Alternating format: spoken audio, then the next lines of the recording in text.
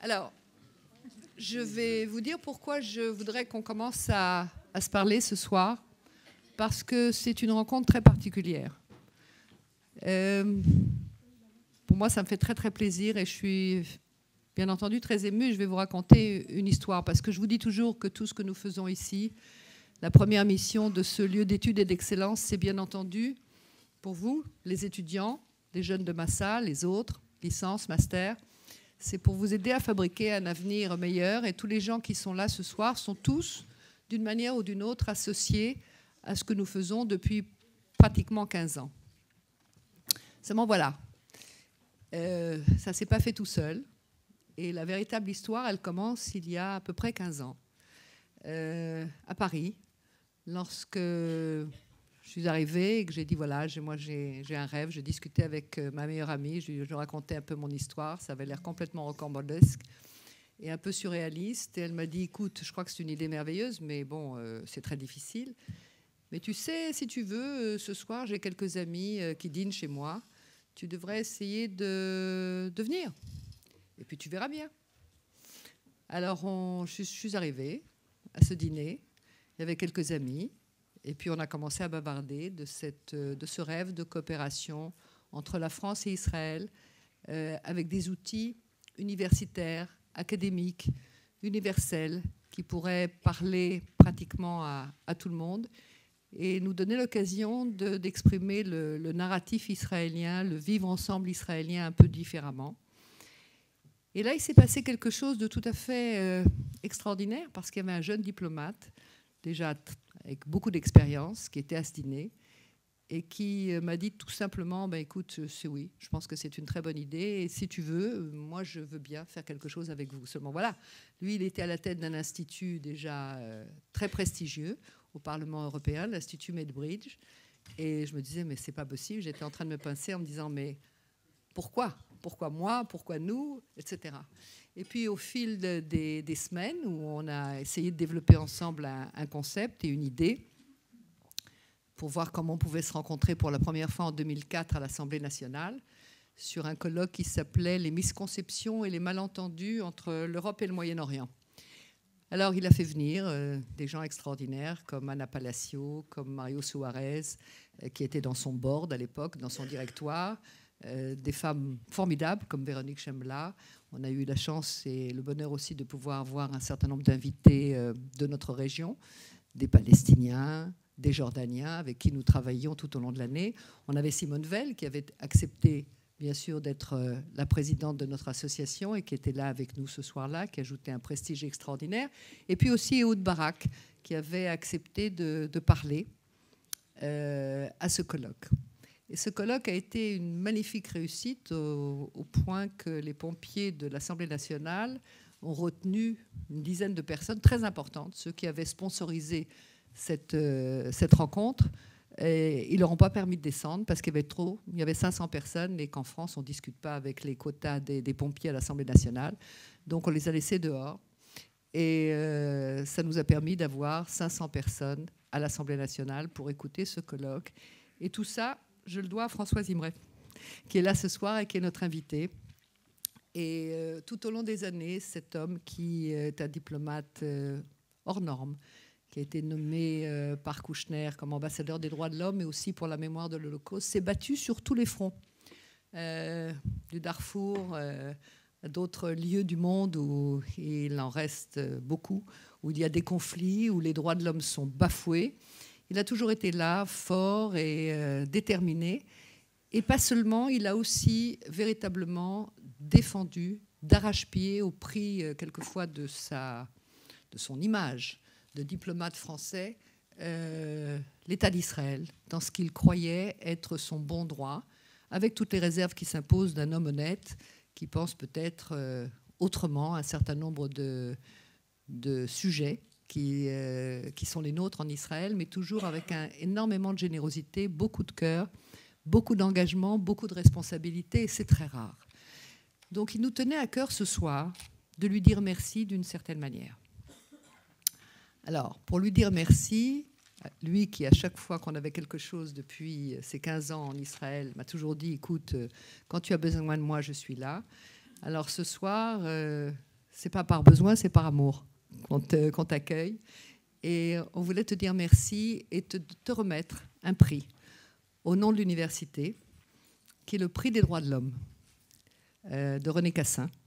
C'est un petit peu faire boucler le cercle, puisqu'il a été non seulement le père de la Déclaration des droits de l'homme, mais aussi celui qui a été complètement impliqué dans la fondation de l'Alliance israélite universelle, qui est notre partenaire, et avec Marc Eisenberg, avec le professeur Gérard Rabinovitch de Lévinas.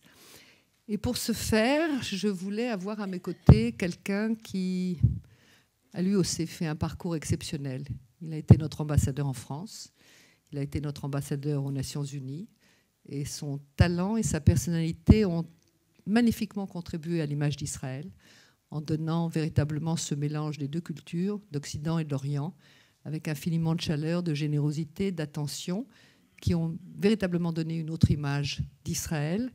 Et c'est notre ami, son Excellence l'ambassadeur Yehuda Lankri. Je voudrais l'avoir à mes côtés, s'il te plaît.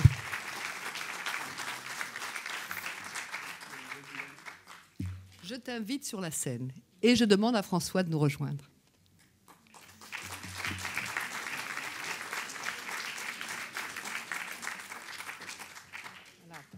C'est compliqué. Ben oui, c'est une surprise.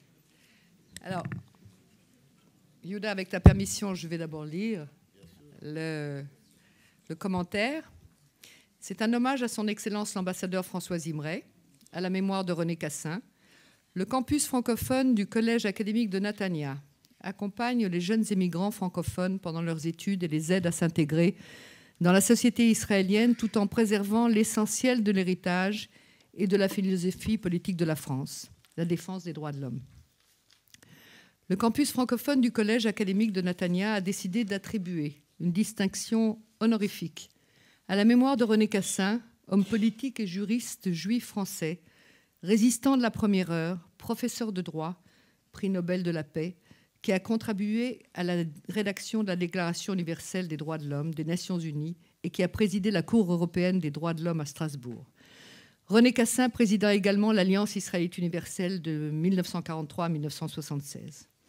Aujourd'hui, nous accordons cette distinction honorifique à la mémoire de René Cassin, à son Excellence l'ambassadeur François Imray, ambassadeur de France au Danemark, avocat, ancien maire et député, diplomate, qui a servi comme ambassadeur de France pour les droits de l'homme et également comme ambassadeur chargé de la dimension internationale de la Shoah et de la mémoire de l'Holocauste. François Imray est actuellement l'ambassadeur français au Royaume du Danemark, où il apporte, comme dans toutes les fonctions qu'il occupe, ses convictions et sa très grande expérience, œuvrant pour que toutes les ambassades de France deviennent des maisons des droits de l'homme. François Imray a rempli de nombreuses missions pour défendre les droits de l'homme dans les zones de conflit, de violence et de souffrance, en représentant la force de l'esprit et l'engagement de la France à maintenir les valeurs de ses droits dans toutes les régions du monde. Il est certainement l'un des meilleurs ambassadeurs de France, de ceux qui portent au plus haut les principes et les valeurs de la République française. Son courage, sa détermination et sa compétence font de l'ambassadeur François Imray l'un des plus grands défenseurs de ces valeurs face aux incessantes violations des droits fondamentaux dans le monde, qui pose la question la plus grave et la plus inquiétante du XXIe siècle. Peut-on encore croire à l'université des droits de l'homme? François Imray a représenté la France au Parlement européen et dans le monde, et il est aussi un grand ami de l'État d'Israël.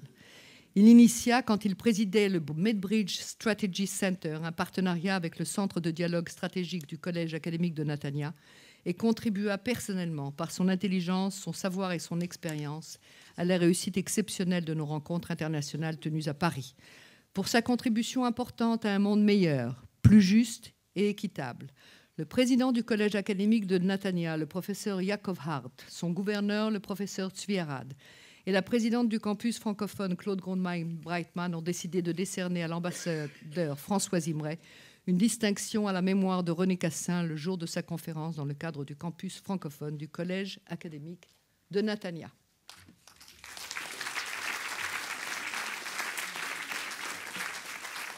Alors, il ne faut pas que tu oublies. Voilà. C'est écrit, c'est signé. La deuxième chose qu'on va te remettre, puisque c'est le symbole de notre... Tiens, ça c'est toi qui vas le remettre. La deuxième chose qu'on va te remettre, c'est le symbole de notre université. Vous savez que dans la rotonde par laquelle vous passez tous les jours, étudiants et autres, vous avez la Déclaration des droits de l'homme en 8 langues dans un vitrage d'une 50aine de mètres carrés, dont nous avons fait une reproduction en argent et qui t'est dédiée, mon cher François, et qui va être remise par Yehuda Lancry. Puis-je faire l'éloge de l'ambassadeur? Absolument. Madame la Présidente, chers amis, je souhaiterais en premier lieu remercier Claude du grand honneur qu'elle me fait en m'accordant le privilège de remettre à son Excellence l'ambassadeur Zimré ce prix qui sacre sa qualité d'ambassadeur, qui fait un travail de diplomate dans la distinction et dans l'honneur non seulement de la France, mais je pense de la diplomatie internationale aussi. François, on s'est vu de temps en temps, mais pour mieux te connaître, mieux t'évoquer ce soir, j'ai fait ce que tout le monde fait depuis quelques années. Je suis allé dans l'océan Google en petite croisière préliminaire afin de recueillir dans le sel marin, cette métaphore marine que je me permets, pour dire les cristaux scintillants de ta réputation d'ambassadeur, d'homme politique aussi, bref, d'homme d'État.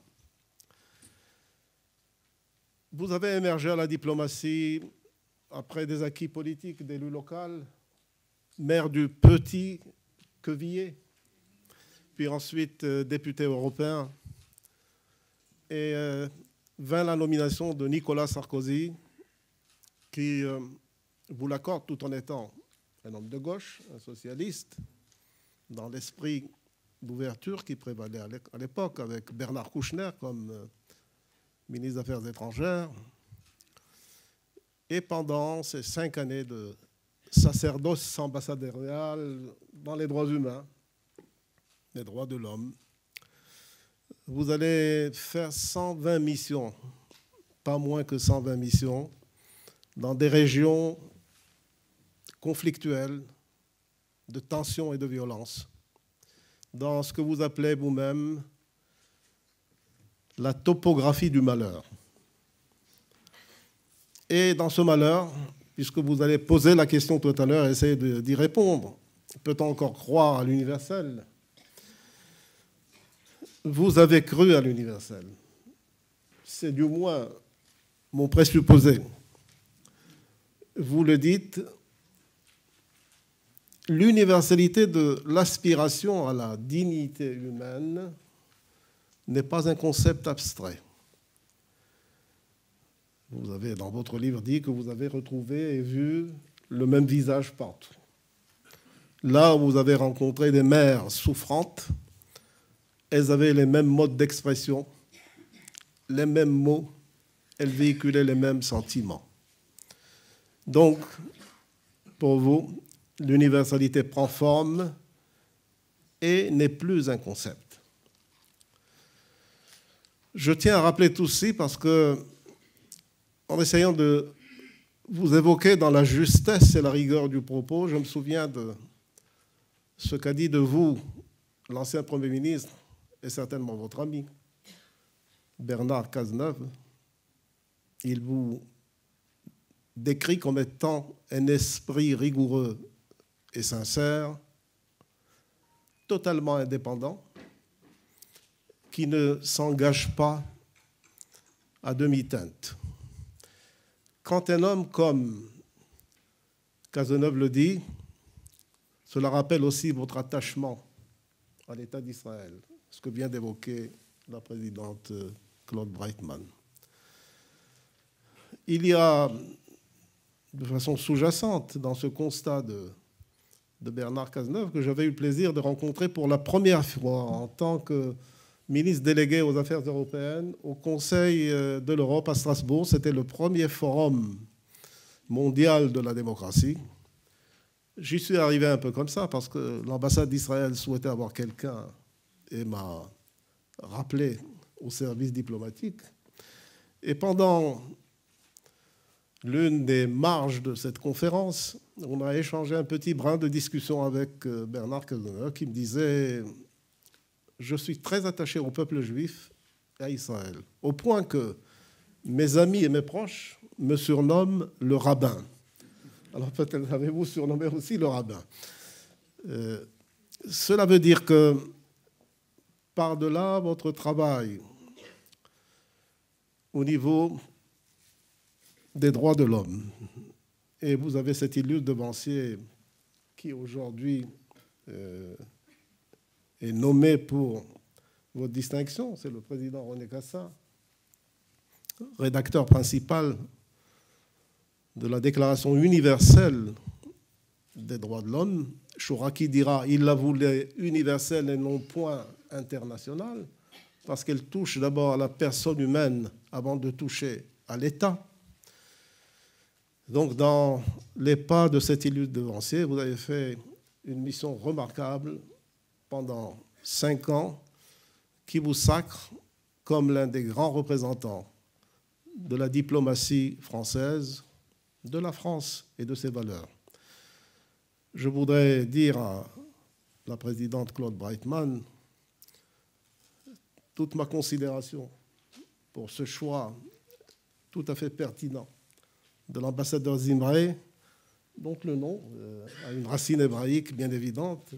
Zemer, vous serez donc d'après ce pluriel de Zemer, Zimré, ce qui veut dire que vous consommez l'art de la cantillation du chant. Soyez donc le bienvenu et je suis persuadé que ce soir, nous allons être à l'écoute d'un enseignement fondamental dans le domaine des droits de l'homme parce que nous avons avec nous l'un des porte-paroles les plus éminents dans ce domaine. Je vous souhaite évidemment une excellente continuation au Danemark, non seulement dans l'épanouissement diplomatique, mais dans la sécurité aussi, car on sait qu'il y a eu une attaque contre vous. Et dans ce pays où l'on connaît ces situations, on vous dira tout simplement en hébreu, Baruch Hamatzil, que celui qui vous a sauvé soit béni.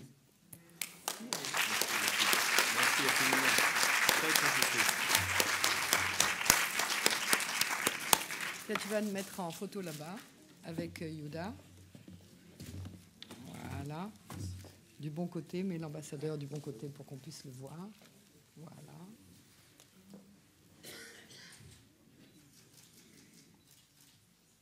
Formidable. Alors voilà, maintenant c'est ton tour. Je vais garder tout ça à côté de moi. Pourquoi tu sois obligé de...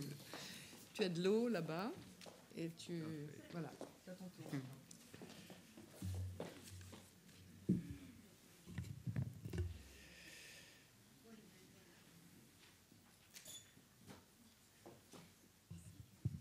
Monsieur le Président, cher Claude, Monsieur l'ambassadeur, cher Yehuda, quelle surprise!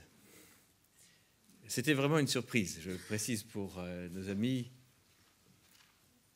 que je remercie vraiment d'être venus ce dimanche soir. Ici, je suis très touché de votre participation, mesdames et messieurs. Évidemment, infiniment touché de ce prix que vous m'avez remis, auquel je ne m'attendais pas, des mots que vous avez prononcés et du nom qu'il porte, le nom de René Cassin, qui est un nom qui m'oblige et qui oblige. Je voudrais aussi vous remercier de m'avoir donné l'occasion de revenir ici. J'adore le Danemark, Non, il n'y a aucune ironie. Mais il commence à y faire froid et surtout sombre. Et on trouve ici une lumière qui tout de suite vous touche très profondément. Ça fait longtemps que je ne suis pas venu ici. Il y a une époque où, quand j'étais parlementaire européen, je venais souvent en Israël et dans la région. J'y venais souvent, mais à vrai dire, je voudrais ici confesser une vérité et un souvenir. Quand je suis rentré au Parlement européen, pour moi, Israël n'était pas vraiment dans mon radar. Ce n'était pas un sujet de préoccupation. Pourquoi? Parce que je n'avais pas eu l'occasion d'y nouer des attaches personnelles, comme je pense la plupart d'entre vous, oui, puisque vous êtes là, mais aussi parce que, m'intéressant à la politique internationale, c'était la fin du cycle Oslo, et pour quelqu'un qui regarde les choses d'un peu loin, qui était mon cas, on ne peut pas s'intéresser à tout de très près, eh bien, on gravissait, on allait gravir petit à petit, et tant bien que mal, des escaliers qui devaient conduire à la paix. J'étais optimiste, certains diraient j'étais naïf, je n'étais pas le seul. J'y croyais, et je pense que l'époque y croyait beaucoup. Et puis, il y a eu un premier sujet qui m'a relié au monde juif, bien que ce n'était pas mon souhait ni ma vocation ou ma spécialité. Dans les mois qui ont suivi mon élection au Parlement européen, certains d'entre vous se souviennent, 10 juifs en Iran étaient menacés de pendaison, ont été condamnés à mort pour soi-disant trahison de l'Iran et intelligence avec Israël. Des juifs parmi lesquels, je me souviens très bien, non, ce n'étaient pas des ingénieurs informaticiens ou nucléaires, il y avait dedans un savetier, un cordonnier, bon, bref, de Shiraz, des marchands, des joailliers, des gens qui ont peut-être eu le malheur d'échanger avec leur famille. C'était trop, et ils encouraient la mort. Et donc, je me suis mobilisé, et le Parlement, je dois dire, s'est ensuite mobilisé pour obtenir qu'il ne soit pas condamné à mort.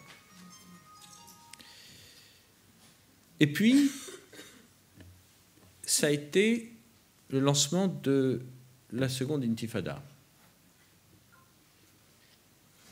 Là où on croyait justement qu'à Camp David, les derniers détails d'un accord négocié seraient signés,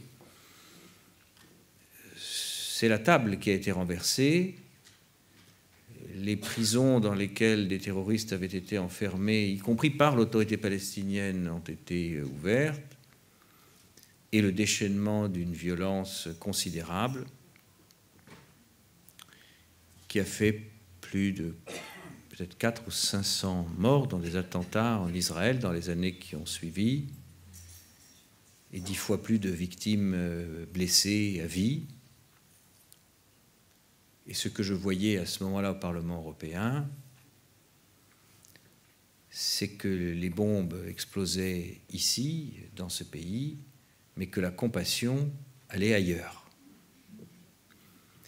Et qu'avec l'argent du contribuable européen, une éducation à la haine était dispensée par des livres scolaires que nous financions et qui incitaient au martyre et à la haine.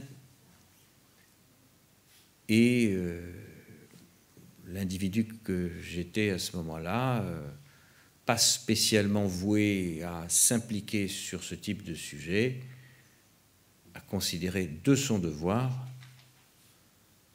de demander une commission d'enquête sur l'usage des fonds européens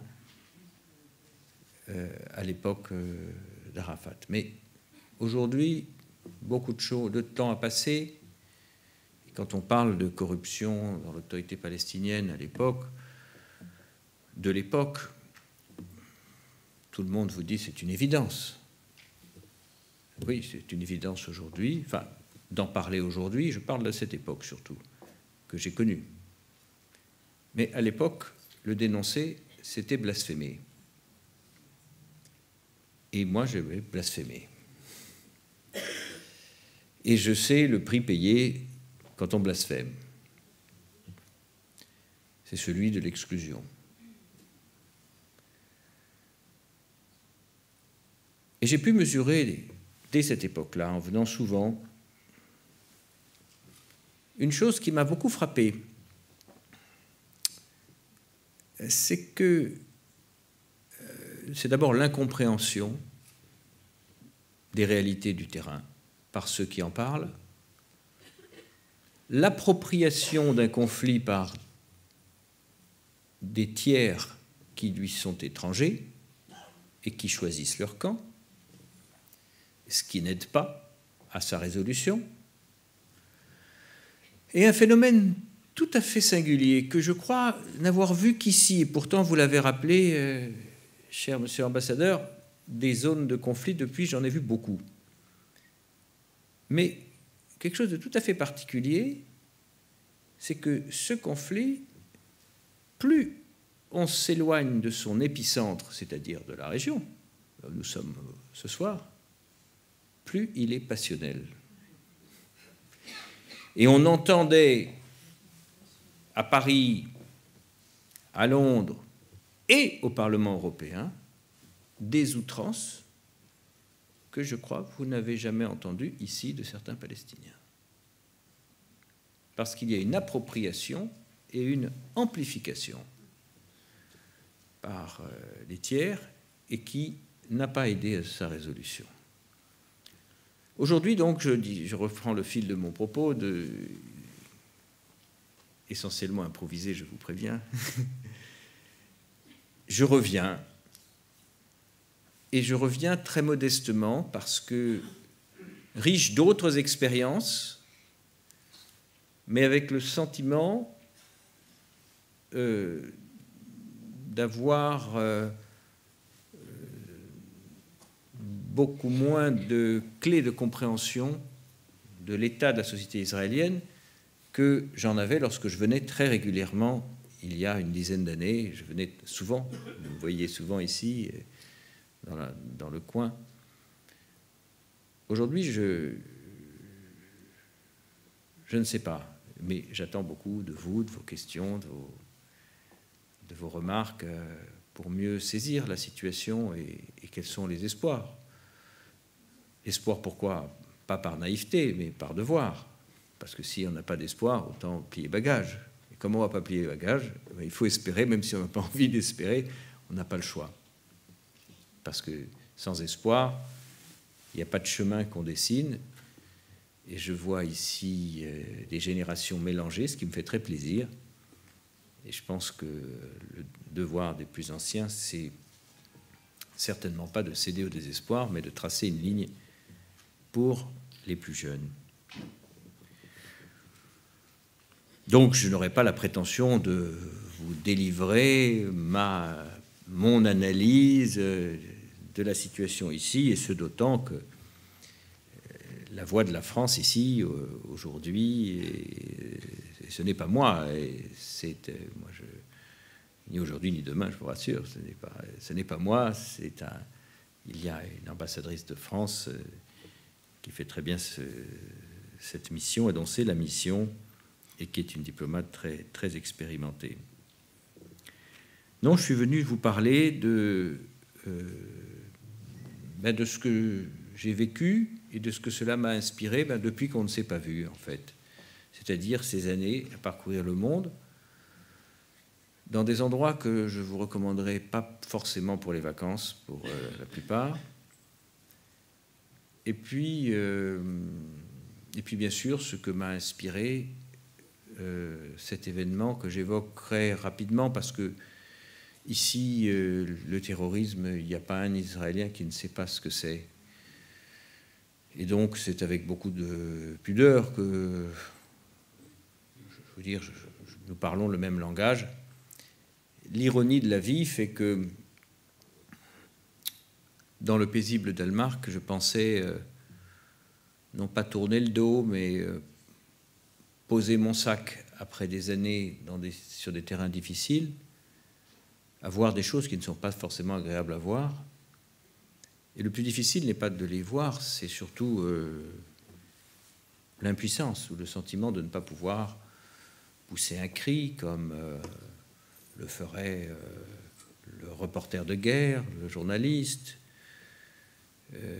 ou de ne pas pouvoir aider, soigner comme le ferait l'urgentiste, parce que le pompier, l'urgentiste, le reporter de guerre voient aussi des choses tristes et dures, et même plus encore que moi, mais peuvent tous se dire, nous, on fait quelque chose, on agit sur le réel, ça ne marche pas toujours, mais là, le diplomate est astreint à un certain silence, à une grande discrétion. Il partage ses notes avec sa hiérarchie, qui en tient compte ou pas. On ne sait pas toujours quel effet cela a pu produire. Et on ne change pas le cap d'une diplomatie d'un pays vieux de plus de 1000 ans, comme ça, sur une note d'un ambassadeur. Donc, on se sent très impuissant parfois. Mais vous évoquiez René Cassin. Je crois profondément au symbole. Et pour moi, une date et un nom qui sont des symboles très forts. Ce n'est pas un hasard, ce n'est pas une coïncidence. Si René Cassin était à la fois le promoteur de la Déclaration universelle des droits de l'homme, qu'il appelait une vigoureuse protestation de tous les peuples, le président de la Cour européenne des droits de l'homme, comme vous l'avez rappelé, monsieur l'ambassadeur, et également un grand juif, un grand sioniste, le président de l'Alliance israélite universelle. Ce n'est pas un hasard, et encore moins une coïncidence. Cette coïncidence n'est pas un hasard. Cette coïncidence, elle est liée au fait que ce sont les mêmes valeurs qui ont conduit René Cassin à s'exprimer sur divers registres et dans différents univers pour les mêmes valeurs, parce qu'il est de ceux qui pensent que l'universalisme et la promotion du droit sont au cœur du message juif. Le rôle du juif parmi les nations, d'Israël parmi les nations, ça veut dire quelque chose pour René Cassin. Donc un nom qui est le symbole de la rencontre de ces deux thèmes, l'amour d'Israël et les droits de l'homme. Et puis une date qui, là encore, est pour moi un symbole et pas une coïncidence. 1948. 1948, création de l'État d'Israël, adoption de la Déclaration universelle des droits de l'homme. Quelle année? Les deux à la fois. Déclaration universelle des droits de l'homme. Qui aurait pu penser que près de 70 ans après, puisque l'an prochain, nous fêterons les 70 ans de la déclaration adoptée le 11 décembre 1948 à Paris. Qui aurait pu penser que cette déclaration universelle, dont vous avez dit, cher Claude, qu'elle figure au fronton sur les murs de cet magnifique établissement, magnifique université, serait aujourd'hui contestée et menacée à raison même de ce beau mot d'universalité qu'elle revendique jusque dans son titre. Car aujourd'hui, l'universalité des droits fondamentaux est contestée, elle est menacée. Elle est contestée sur un champ de bataille qui s'appelle Genève, qui s'appelle New York, qui s'appelle, dans notre jargon, le monde multilatéral, notamment. Mais qu'est-ce que voulait dire René Cassin quand il parlait de déclaration universelle? Il avait tellement souhaité que ce mot figurât dans le titre. Il le définit très bien dans le préambule de la Déclaration universelle des droits de l'homme. Il parle de la famille humaine. La famille humaine. Et là, il me semble qu'il y a un paradoxe. C'est que dans les dernières années, les 2 dernières décennies, avec le développement des nouvelles technologies, d'Internet, du satellite, mais aussi des low cost, où il est plus facile de voyager, de se déplacer, la planète s'est rétractée. Et on l'appelle aussi le village global. Et on a tous le sentiment de cette rétraction. Et nous avons le sentiment que nous vivons dans un village global. Et est-ce que pour autant nous avons plus le sentiment d'appartenir à une famille humaine? Je ne crois pas. Et ça le paradoxe. C'est que la maison, le village s'est rétréci, mais le sentiment que dans ce village, nous ne formons qu'une famille, du simple fait que nous sommes des êtres humains, ce sentiment ne s'est pas imposé, il est au contraire contesté, il est au contraire menacé, et je pense que c'est à nous tous de défendre aujourd'hui cette conception universelle des droits fondamentaux, et c'est une invitation, ce prix René Cassin est pour moi une invitation à le faire. Alors on pourrait se contenter de dire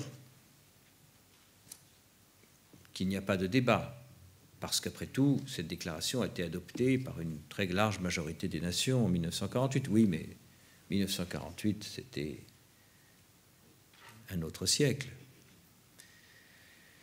Et puis, à l'époque, il y avait une quarantaine de pays. Il y en a près de 200 aujourd'hui. Le monde était différent. Et qu'est-ce qu'on lui veut, qu'est-ce qu'on lui reproche à cette universalité? Qui sont ceux qui la menacent? Ben, ce sont tous ceux qui disent que, au fond, oui, c'est vrai, les hommes se ressemblent peut-être, mais au fond, les différences culturelles sont telles que nous n'avons pas nécessairement en commun la même aspiration aux mêmes droits. Quelle forme ça prend? Par exemple, l'Organisation de l'État islamique a adopté une charte islamique des droits de l'homme. Ils vous disent, on n'est pas contre les droits de l'homme, du tout. D'ailleurs, on a adopté les nôtres. Ce n'est pas les mêmes, en particulier pour les femmes. Là, l'universalité recule. Mais ce ne sont pas les seuls. Il y a quelques décennies, un chef de gouvernement asiatique, je crois que c'était en Malaisie, a inventé le concept de valeur asiatique. Leur chose était de dire, chez nous, en Asie, les droits de l'homme, c'est très bien, mais chez nous, l'homme asiatique, il est moins intéressé aux droits civils et politiques, à la démocratie. Non, ce n'est pas Ce n'est pas des valeurs asiatiques. Ce qui est important, c'est le droit de commercer, et puis les droits communautaires, patriarcaux, le respect de l'autorité, bon, bref, tout ce sur quoi beaucoup de régimes là-bas sont assis et fonctionnent.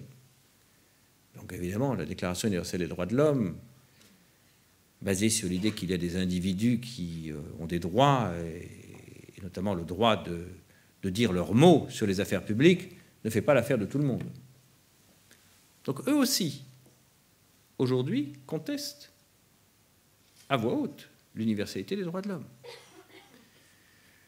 Mais je dois dire qu'on n'a pas fait le tour des adversaires. On en a déjà un grand paquet de pays qui sont contre, si on met bout à bout ceux que je viens de citer, dans un univers où c'est un homme, un pays, une voix. Ça fait beaucoup. Mais quant aux États-Unis, par exemple, au nom de la défense d'un droit légitime, le droit à la sécurité, on décide la création de Guantanamo, c'est-à-dire de suspendre les droits fondamentaux sur lesquels on avait construit notre langage, notre morale, nos valeurs, notre engagement pendant des décennies après la Seconde Guerre mondiale. On dit non, oui, les droits de l'homme c'est bien, mais sauf à Guantanamo, sauf pour cela.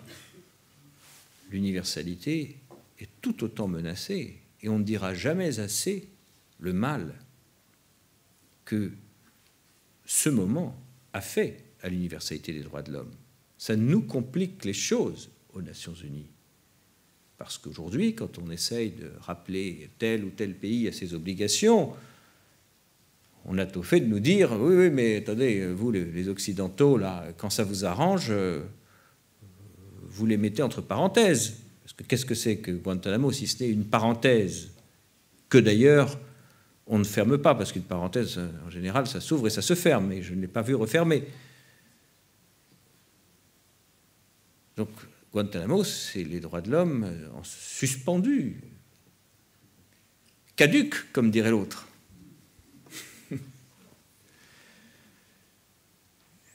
Cela fait beaucoup de mal à l'universalité. Et il faut répondre. Et il faut trouver des réponses. Et les réponses que moi je voulais partager avec vous sont celles, je ne les ai pas trouvées dans un livre de droit, dans un manuel de droit des relations internationales, je ne les ai pas trouvées dans un manuel de philosophie, je ne suis pas philosophe, ni dans aucune morale, car je crois que si on oppose une morale à une autre morale, on ne s'entend pas. Je les ai puisés dans ce que j'ai vu, ce que j'ai entendu et ce que j'ai ressenti lorsque, ambassadeur en charge des droits de l'homme, mais même avant, puisque ça a commencé au Cambodge, quand j'avais 23 ans, que j'étais dans les camps de réfugiés du Cambodge, les réalités que j'ai vues. Et je partirais d'un souvenir très précis qui explique le titre de mon livre. Quand je repense à toutes les victimes que j'ai vues, il y en a qui sont la victime d'un crime particulièrement odieux qui figure dans toutes les boîtes à outils de tous les dictateurs dans le monde. Vous savez, les dictateurs ont leurs propres instruments, leur propre grammaire, la grammaire mondiale de l'oppression. Ça s'appelle les disparitions forcées. Qu'est-ce que c'est une disparition forcée? On prend un opposant et on le fait disparaître. On ne laisse pas son corps, pas de traces, rien. Bien sûr, dans l'immense majorité des cas, les disparitions forcées se traduisent par des tortures, souvent, et la mort. Mais on n'a pas de preuves. Et pourquoi c'est un crime plus odieux encore que les autres? Parce que sans preuve, sans fait, sans savoir, sans corps, sans rien, la famille ne peut pas faire son deuil. La veuve ne peut pas demander une pension. Il ne pouvait même pas porter plainte. Ah, votre mari a disparu, madame, mais peut-être qu'il est parti pour une plus jeune, disait-on au commissariat. On n'ose pas, dans les dîners de famille, pour ce qui reste de la famille, évoquer le nom du disparu, parce que ce serait faire revenir un fantôme. Ça rend fou. Ça empêche toute résilience, toute réparation, tout travail de deuil. Sur le plan psychologique, et ça isole sur le plan social. Ça condamne à la pauvreté les familles, en particulier les femmes. Et ça rend fou. Et d'ailleurs, les mères des garçons enlevés en Argentine, des garçons et des filles d'ailleurs, enlevés en Argentine et qui protestaient régulièrement sur la place de Mai, se sont appelées elles-mêmes les folles de la place de Mai, parce que ça rend fou, au sens propre. Eh bien, quand je repense à toutes ces femmes que j'ai rencontrées, dont un enfant a disparu, un mari, un père, a disparu dans ces circonstances, que je revois cette maman algérienne qui me racontait ça dans le jardin de la résidence de l'ambassade à Alger. Un moment inoubliable, avec la baie d'Alger dans le fond, et elle me racontait cela, et elle me disait, j'aimerais tellement pouvoir serrer ses os, ses ossements, savoir où ils sont.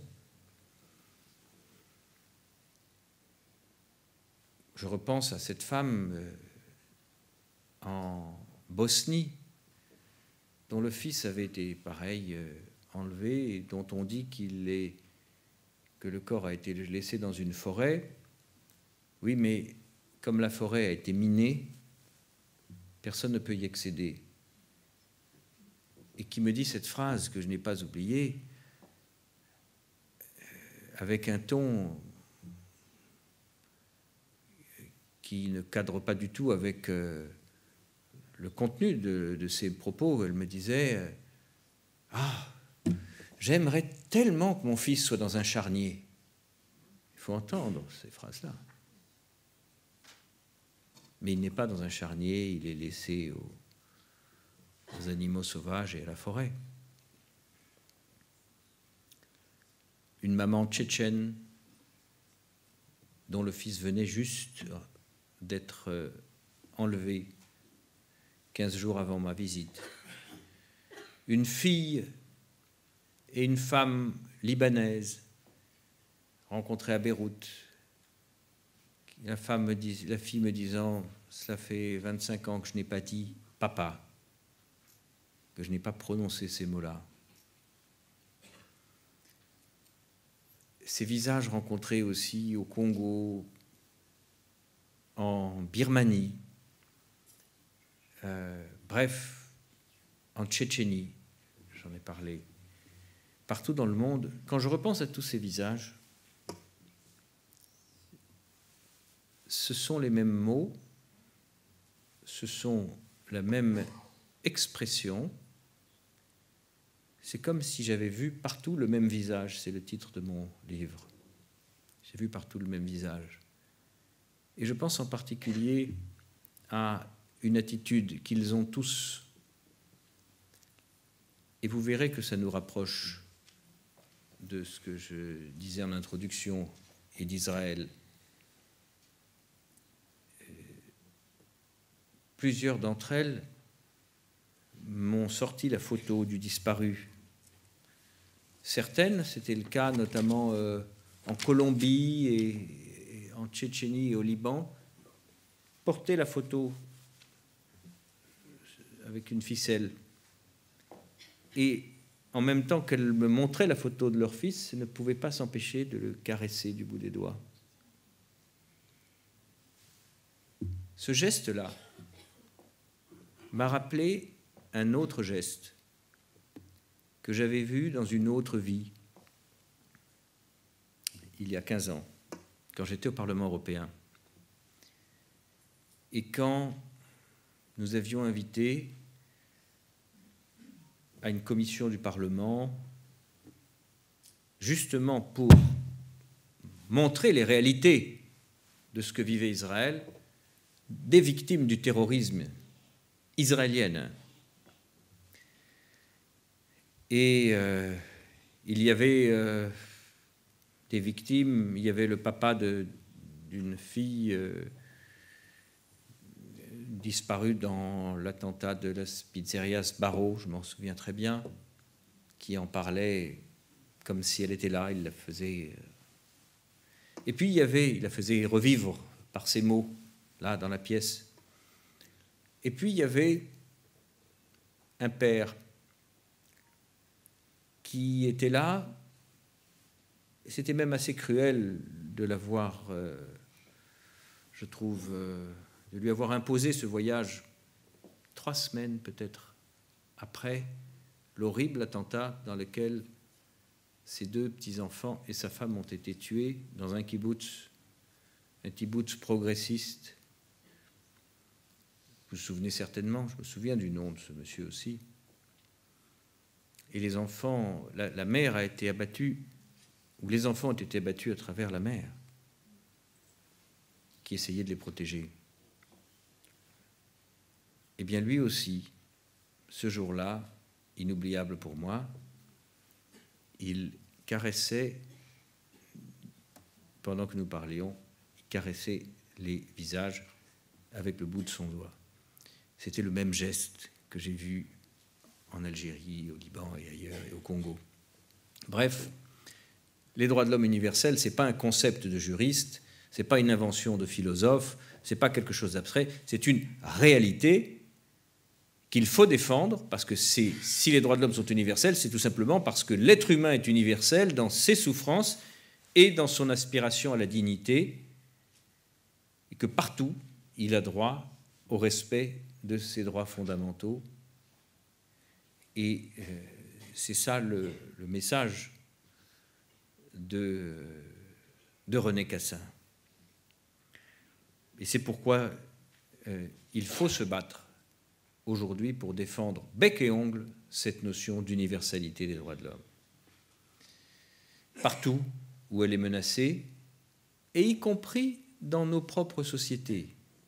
Parce que je disais, la ligne de front de ce combat, c'est les Nations Unies, ça peut être l'UNESCO, ça peut être Genève, New York, etc. Ce n'est pas tout à fait exact. Il y a aussi d'autres lignes de front dans nos propres sociétés. Et ça, ce n'est pas tel ou tel groupe, telle ou telle religion qui est en cause. Il y a une grande partie du monde, et y compris chez nos amis et alliés, qui acceptent parfaitement l'idée qu'une société doit être composée de communautés vivant en parallèle, juxtaposées, sans se fondre, et si possible pacifiquement, je dis bien si possible, que c'est une société idéale.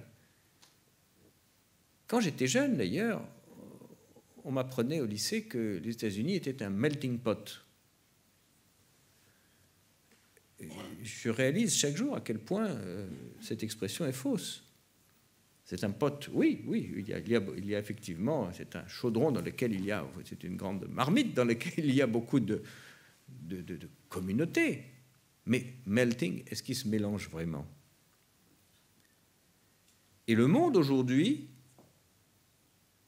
et il vous appartient, ce n'est pas moi qui vais vous dire ce qui se passe en Israël, de savoir si vous vous reconnaissez ou pas dans cette tendance, et s'il faut l'approfondir, l'aggraver, je dirais, ou pas. C'est votre choix démocratique. Mais moi, je dis, attention, dans des sociétés où on est tenté de voir la citoyenneté à travers le filtre, à travers le spectre des communautés, il y a une chose qui disparaît, une invention qui disparaît, j'ai presque envie de dire une espèce menacée. Ce n'est pas la girafe ou l'éléphant. J'ai vu qu'on avait abattu un tigre échappé dans les rues de Paris hier. Non, ce n'est pas de ces espèces-là que je fais allusion. Une espèce menacée, c'est l'individu, la personne. Une société faite d'individus, quelle que soit leur religion, quelle que soit leur couleur de peau, ou une société structurée par des communautés. En tout cas, pour ce qui concerne l'Europe, je me battrai bec et ongle pour faire prévaloir une conception française qui place l'individu au cœur du contrat social.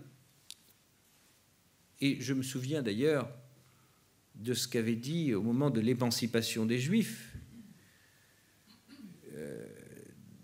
après la Révolution, je crois que c'était, je peux me tromper, Clermont-Tonnerre, qui avait dit des Juifs, il faut tout leur refuser comme nation, alors aujourd'hui on dirait comme communauté, et tout leur accorder comme individu. Et c'est comme ça que les Juifs français se sont intégrés et sont devenus totalement français.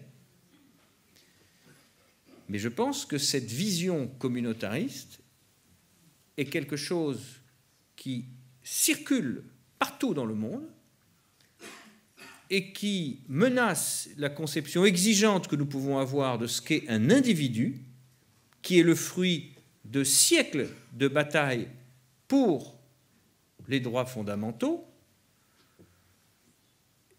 et le fruit de la civilisation occidentale aussi, dans lesquelles les Juifs ont apporté énormément, si je devais le résumer à très grands traits, je dirais que les Hébreux y ont apporté la passion de la liberté, les Grecs celle de l'égalité, et les chrétiens celle de la fraternité. Et notre société est le fruit de ces différentes influences-là. Et elle place aujourd'hui, ça n'a pas toujours été le cas, mais combien ont dû mourir sur le bûcher? Combien d'excommuniés, combien d'hérétiques, combien d'intellectuels isolés, combien d'expulsés, combien de torturés, pour qu'aujourd'hui, les gens soient vus comme des individus et pas qu'on ne vous demande pas, dans notre pays, la couleur de la peau, la religion, et encore une fois, dans ce combat, nous sommes assez incompris, assez isolés. Alors, on a souvent, dans nos discussions précédentes, parlé d'Israël incompris dans le monde. Ben là, c'est la France qui est souvent incomprise. Et moi, j'avais été très frappé lorsque je m'occupais des droits de l'homme. Donc, bon, vous l'avez compris, une partie de mon travail était sur le terrain, mais de temps en temps, je devais aller à Genève, à New York, pour, dans des enceintes plus larges, défendre les positions de la France. Et notamment, un épisode que vous avez peut-être suivi, qui s'appelait Durban 2, où je me suis levé quand Ahmadinejad a commencé avec l'ambassadeur Mattei. Nous sommes levés, nous sommes partis, et nous avons entraîné derrière nous, d'ailleurs, une grande partie des délégations dans une protestation très, très, très visible. Moi, j'étais très frappé que sur ces questions de communautarisme, eh bien, nous avions contre nous des démocraties comme le Soudan, l'Iran, le Pakistan, mais aussi parfois le Canada, les États-Unis et le Royaume-Uni, en tout cas le Canada et les États-Unis, qui nous disaient, mais attention, la France, vous ne respectez pas les conventions sur les communautés, vous violez les droits des communautés. Ben, oui, c'est vrai. C'est vrai. Non, dans notre Constitution, nous ne reconnaissons pas le concept de communauté. Nous sommes le vrai melting pot. Nous reconnaissons les individus et nous accordons tout à chacun comme individu. Et la difficulté que nous traversons aujourd'hui, c'est la tentation du repli, de la rétraction communautaire. C'est vrai en France. Je ne dis pas que ça n'existe pas. Je devance des questions pour tout à l'heure. Je ne dis pas que ça n'existe pas. Cela arrive en France. Et on voit bien les problèmes que cela cause. Mais ce n'est pas encouragé par nos institutions.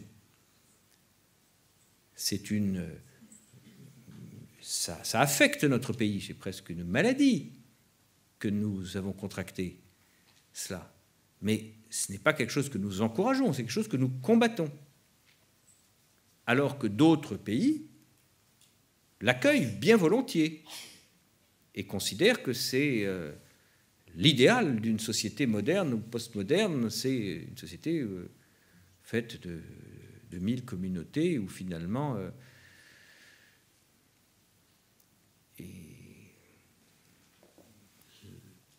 Et donc, là, l'universalité des droits de l'homme peut reculer.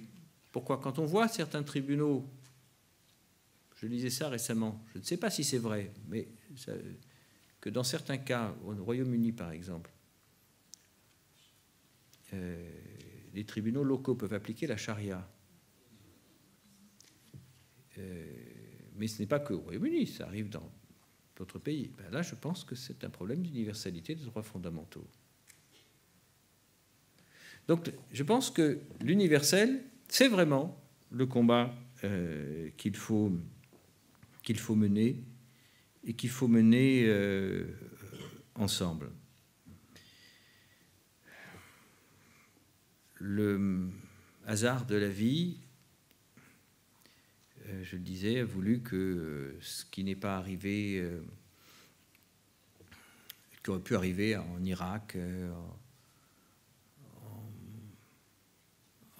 en Libye ou en Colombie, dans des pays où je suis allé, ne s'est pas produit là-bas, mais ça s'est produit dans le paisible Danemark. Et ça a été pour moi, évidemment, un choc, mais aussi un rappel, une injonction, celui que, au fond, il était vain de pouvoir espérer, ne serait-ce que le temps d'un répit, tourner le dos, poser mon sac, tourner le dos à la bataille pour les droits fondamentaux. Il fallait la livrer, et il fallait la livrer, y compris sur des terrains auxquels on n'était pas habitué. Ce pays, d'ailleurs, a beaucoup à nous apprendre. Je suis très heureux de servir dans ce pays. Je ne voudrais pas achever mon propos sans dire un mot quand même de ce que j'ai appris là, parce que je pense que je n'ai pas d'autre désir que de le partager plus largement. D'ailleurs, on n'a pas le droit de servir dans le pays qui est le plus heureux au monde, parce que le Danemark apparaît toujours dans les classements comme la nation la plus heureuse, sans s'interroger chaque matin sur pourquoi et comment, et voir comment on pourrait partager ça avec son propre pays. Qu'est-ce qui fait que dans ce pays, on est plus heureux que les autres? Mais je crois qu'il y a deux mots-clés, la confiance et l'équilibre.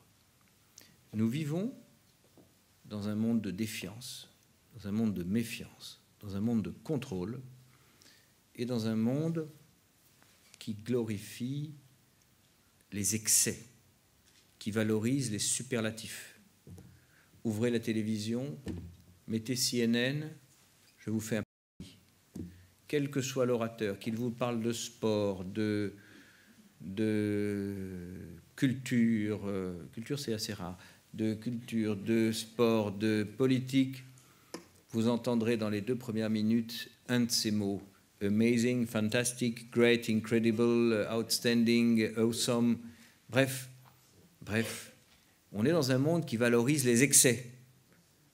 Le plus haut, le plus grand, le plus vite, le plus riche, le plus ceci, le plus cela.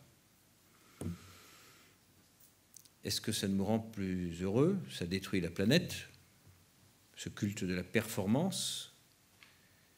Au Danemark, on est 30% plus riche que la France, mais les gens quittent le bureau à 4 heures, parce que ce qui est important, c'est d'aller chercher les enfants à l'école, de voir ses amis, de marcher, d'être proche de la nature.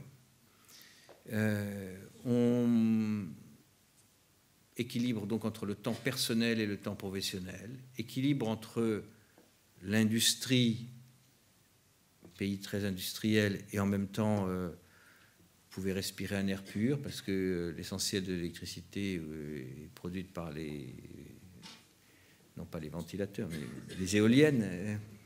Vous pouvez vous baigner au cœur de la capitale dans des eaux pures et transparentes.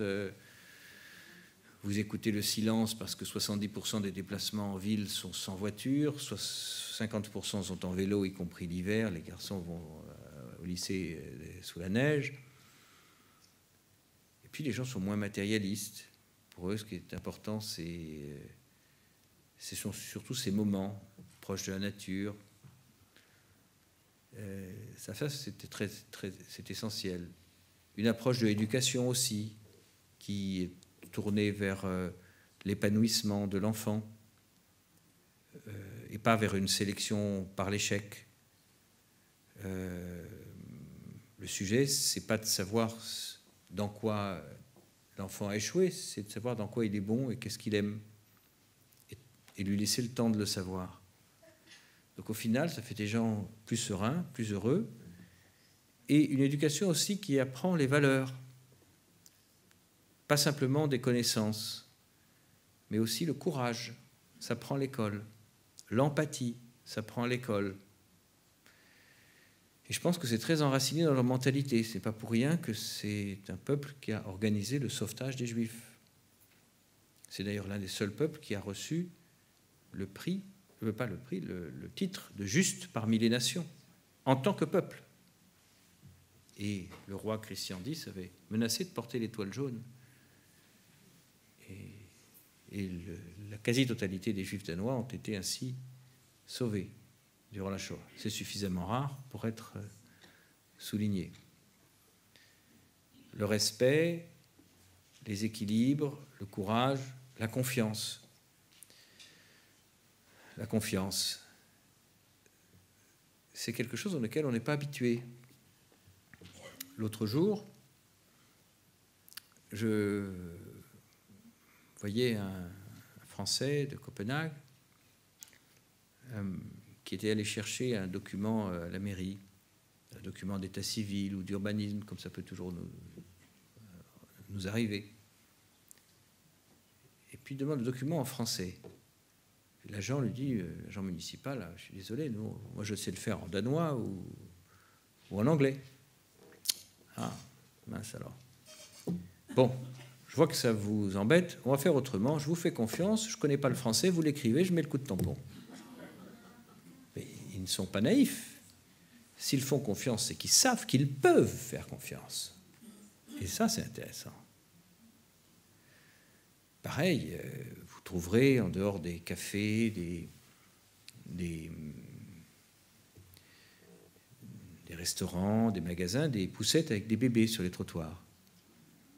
Et les parents sont à l'intérieur, les bébés sont dehors.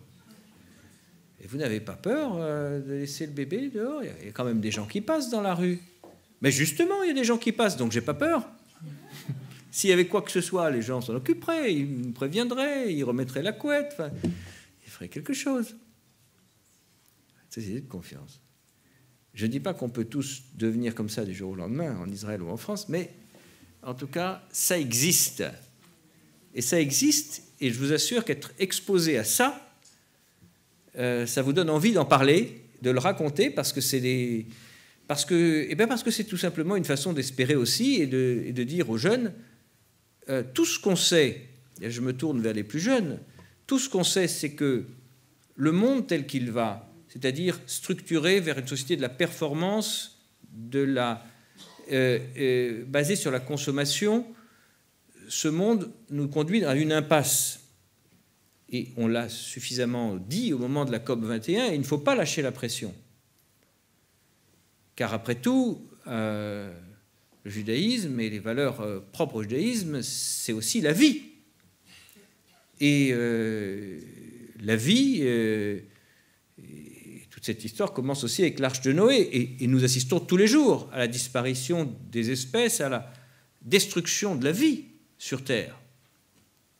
Quelle est notre réponse? Et quelle sera votre réponse à vous, les plus jeunes de cette université du campus de Netanya, dans le futur? Mais c'est vers vous que je me tourne, parce que c'est vous qui aurez à relever ce défi-là. Sachez que d'autres sociétés arrivent, plus ou moins, à s'efforcent de conjuguer environnement et industrie, faire de la croissance verte, non pas un slogan, mais une réalité, arrivent à être des sociétés développées, mais à conserver une qualité de relation humaine qui évoque les villages d'antan.